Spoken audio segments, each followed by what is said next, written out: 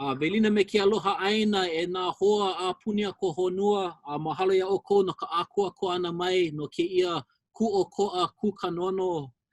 We have with us a very special guest, my Aunty Kaui Sai Dudoit.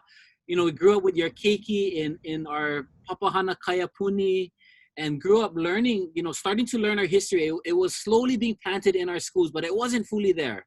But we know that while you were a makua and now a kupuna, you know, you've been teaching this and helping to share the mo'olelo of la ku'oko'a, you know, for our pai aina, for our lahui, and for those around the world who this is news to them. Like, what is going on? Hawaii is an independent nation. How is this so? And our Kuokoa Kukanono program is here to celebrate ku'oko'a in all of the many forms. But we want to mahalo you for joining us today to share a little bit more about this beautiful history, the story of la ku'oko'a. Yeah, no, mahalo.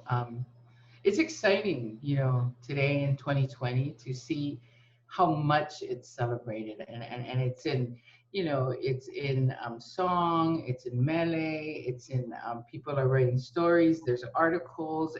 I think for the last couple of years, you know, I accidentally, not, well, it wasn't accidentally, we stumbled upon La Ku'oko'a when we were preparing to do a case in 2000 in The Hague. But what I discovered was Ha'alili, when he became my my me. I mean, you know, and I didn't know much then, right? But I just admired this guy, and then the more I found, the more I dig. So for the last 20 years, I've been delving, digging. In the course of other research, I find something, I throw it into my stash. You know, you just keep until this beautiful story. I mean, politically and for our country, it is an amazing story of Hawaii's independence. How this little country in the middle of nowhere of brown people became the first non-European, non-white, non-establishment country to be recognized with the world. So that in and of itself is an amazing, amazing feat that most people don't understand, recognize, you know, all of that. But secondly, you take it away from there, and then you start to look at the people. You look at the events. You look at the players, right? Kaui Keoli, he's a young king. He's in his 30s. 39 happens, Laplace lands, boat diplomacy, facing his cannons at Honolulu, and this young king has to face that. So he's humiliated, and he's kind of hila at how now vali his country really is, right, in the big picture. So that, you know, something plants a seed there, and he starts this whole plan for his country to be recognized. So it's a conscious agency of strategic moves that happen from 1839 as they sweep up to 1845, even to 48 to the Mahele. They sweep this strategic plan to raise their status in the world of nations, right? So politically, it's amazing. Individual characters, imagine the growth of the king, the Kuhina Nui, Ke Kauluohi, well, Kina'u and then Ke Kauluohi are the Kuhina Nui coming up through these times, and all of them are, it's OJT, it's on the job training, right? Nobody knows how to do these things while they're learning it, right? So the only direction they can get is from trusted foreigners who come here and help them, right? So they move along, and then you come to the event of La Kū'oko'a and how it starts. Everybody thinks November 1843, but the envoys, the Hawaiian envoys, Richards and Ha'alilio, they leave in 1842. This mission, it takes them 16 months for November 28th to happen, right? And they sneak off and they leave from Lahaina on purpose so that no one knows. It's not from Honolulu Harbor where everybody can see. They go from Lahaina, they sneak off and they go to Mazatlan. And, you know, just their journey.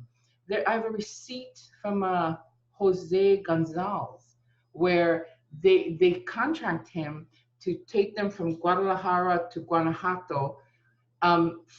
There's a certain amount of pay, but on donkeys, on the back of donkeys.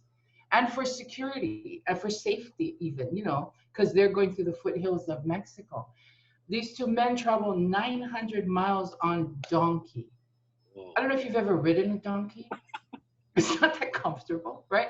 So they ride 900 miles across Mexico on the backs of donkeys, just to get to the next port, to get on a ship, to get to New Orleans, go along the Mississippi mail route, to make their way. Months and months go by before they get to their first diplomatic meeting with Daniel Webster. So they meet, they negotiate, doesn't come back how they want it, write another letter, da da da da. So they're kind of satisfied, right? In the meantime, Ha'alilio meets with racism in January of 43. They're on a ship, and they're given 1.5. When Richards goes to get the tickets for their passage, he's given 1.5, one for Richards and half for his servant. You know, so all along the way, and Ha'alilio, but they stay so even tempered. Like, they don't get angry. There's no fuss. They don't, holding themselves to the integrity and station that is expected of them, representing our king and country, right? So they move along. They take passage in February. They take passage. They make their way over to London. They begin immediately, jump right into negotiations. So they're going from London. As soon as they get to London, they went over to Belgium, met with King Leopold. Belgium, they go to France. I mean, they are, in the course of the next 6 months, they are going between, And then personally, Ha'alilio gets sick when they're in America. After they meet with Daniel Webster in the beginning of 43, Ha'alilio is muddy, right? So he's kind of laid out for a while, and it's reflected in a letter on February 1st that Richards writes back to Judd on the day they're taking passage to report that Ha'alilio is better now. He's rallied, so he's feeling. So there they go. They make their way over there. When they're there for almost over a month, Ha'alilio has to remain in Belgium because he's muddy. He's really muddy when he's in Belgium. And Richards does a trip all by himself. And there's a letter from Ha'alilio to Richards and another letter of Richards to Ha'alilio while they're separated, right? So all the while through this, and they're doing a diplomatic meetings. They're meeting with dukes and earls, and I mean, just rubbing elbows with the elite of Europe, and they accomplished this amazing feat. But it was you got to appreciate the strategy, because all those three countries, they wanted us. Britain, and I'm not so sure, Britain's stance on it was, I don't know, but they didn't want anybody else to have us. France had just taken Tahiti, right before we got recognition of our independence. France took Tahiti, right? So everybody expected France to come in and swoop in and take Hawaii too, right? The United States, of course, they always wanted Hawaii. But our EU strategized, everybody wanting them to play one against the other, right? They told the United States, Daniel Webster, before they left, if we don't get recognition from you, we're going to put ourselves under Great Britain. It was a threat. And so America's going, wait, we can't have that. Wait, So strategically, it's a brilliant strategy. They used the fact that everybody wanted to take them for them to gain equal status with those three countries. It's just brilliant, Yep, and then so November 28th happens, and everybody thinks it's done. Those two men end up staying there for another almost 6 months, because the Paulette incident happens midway, right? Mm-hmm. And the negotiations for that actually is what keeps Ha'alilio and Richards in London all that time, because Great Britain, they're testy. There's some points that they're testy about, most especially the fact that Charlton had a deed from Kalanimoku, and they can't get over the fact that how are you saying this is not good when it's signed by, he was one of your leading ali'i, right? He had authority, right? So there's an issue, and it takes them through March, April before they settle that, and then can finally leave, because they can't leave it dangling. Right. If they leave it dangling, then another Paulette could come again, So yeah, they leave there in like April of 44. They leave there. They make their way back to America. They spend some time, they actually renegotiate with the new Calhoun, who's the new Secretary of State, and they get formal recognition of Hawaii's independence from America. Before they left, they got Belgium. So now they've secured Great Britain, France, they got Belgium before they left. They come to America and they get it from America. So they've gotten 4 countries to recognize their independence on their journey, right? In the course of their mission. They do some holo holo, and that's where you actually get to see, where you see Ha'alilio, like he just spends that summer just going holo holo everywhere. And Richards writes that he goes to museums, mausoleums, hospitals, schools, like capitals, everywhere to see how the civic business is done everywhere he goes, right? And and he's taking notes. Richard says how he's always writing in his journal, how do they do this here? How does this work here? And all that he was storing up, gathering all this information to come back, right? And better his country, better his, before he left, he worked with Kina'u. He was on the roads, the team that did the new streets, the road layout for Honolulu. Ha'alilio was on that committee. All these kinds of things. So I'm sure while he was there, he was looking at the roadways, and the water, how the water runs off, the sewage, where do you, all these kinds of things. But he spent the summer going everywhere, so many places, traveling. And then by October, they're back in Massachusetts and he's muddy. He's really bad muddy. He's put in the hospital, Massachusetts General Hospital in October. And he's giving a near fatal diagnosis, right? It doesn't look good. They tell him he either has to stay there for over a year to try and recover and let them help him recover, but he's adamant. I know. And he tells Richards, take me home, book passage. I want to, all the way through this, in letters he writes to Judd, to his mom, to Kaui Keoli, he always says that, where he is beautiful for the eye to behold, the architecture, the grandness of the cities that he's in. But nothing can compare to the land of my birth, to my home, to the love of my chiefs, my people, my ohana. All the way through this, he is like, God, take me home, So that was his last wish for Richards, to take him home, get him on a ship. So they get him on a ship, and they're like a week out from leaving Massachusetts. And he wants to be baptized, so Richards baptized him. He's baptized, and 2 days later, on December 3rd, he draws his last breath and he passes. So when they reach home, when the ship reaches home, and there are accounts of, the word is coming that the ship is coming, because they can see it, right? The spotters see it coming around. And everybody, I'm sure like they met every ship waiting for Ha'alilio and Richards to come off this ship, right?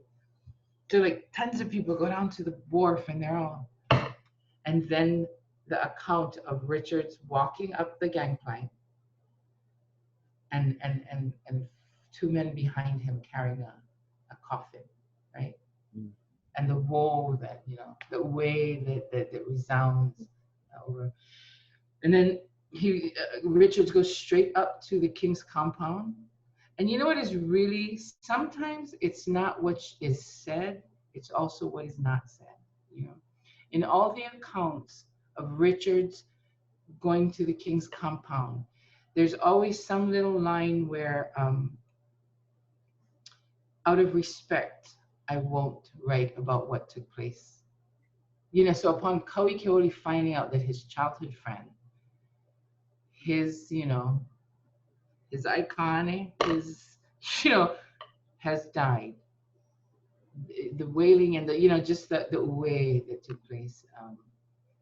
It's not said so purposefully in every article that it tells you a stronger story, to me.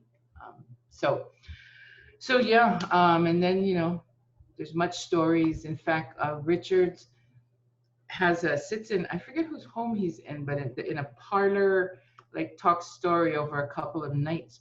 Bernice Pauahi Bishop is there as a young girl, and she sits there and listens to the stories of Richards doing the account of their journey, and she breaks it in her journals.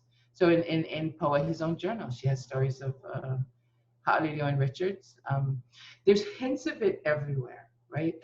Even up to in 1896. So one of our teams, they were translating the story.